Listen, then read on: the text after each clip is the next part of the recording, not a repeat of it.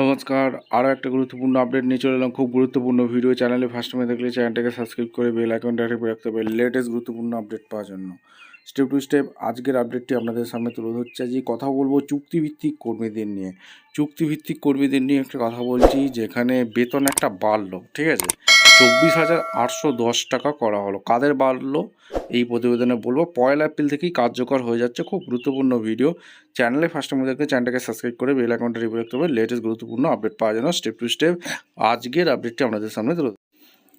আচ্ছা, ভারত সরকারের শ্রম কর্মসংস্থান মন্ত্রকে ministry of labour chief labour কমিশনদের অফিস থেকে একটি প্রকাশিত সরকারি আদেশ অর্ডার আপনাদের সামনে তুলে ধরবো।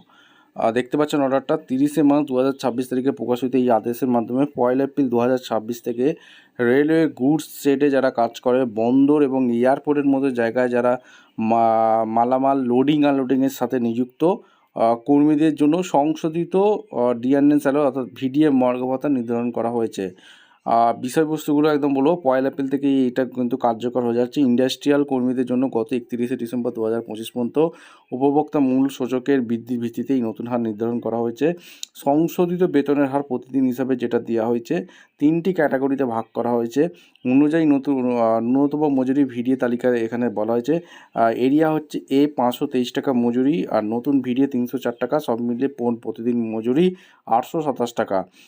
বি হচ্ছে এরিয়া বি 437 টাকা বেসিক, ভিডিএ 256 টাকা, 693 টাকা প্রতিদিন। এরিয়া সি হচ্ছে 350 টাকা মূল মজুরি, নতুন ভিডিএ 206 টাকা, আর মোট প্রতিদিন 556 টাকা। ঠিক আছে, 1 এপ্রিল থেকে কার্যকর হয়ে গেল এইসব চুক্তিভিত্তিক কর্মীদের জন্য। যেগুলো নামগুলো বলে দিলাম। ভিডিওটা ইনফরমেটিভ মনে হলে চ্যানেলে ফার্স্ট টাইম দেখলে চ্যানেলকে সাবস্ক্রাইব করে বেল আইকনটা টিপে রাখুন। দেখা হচ্ছে কোনো পরবর্তী ভিডিও। ধন্যবাদ।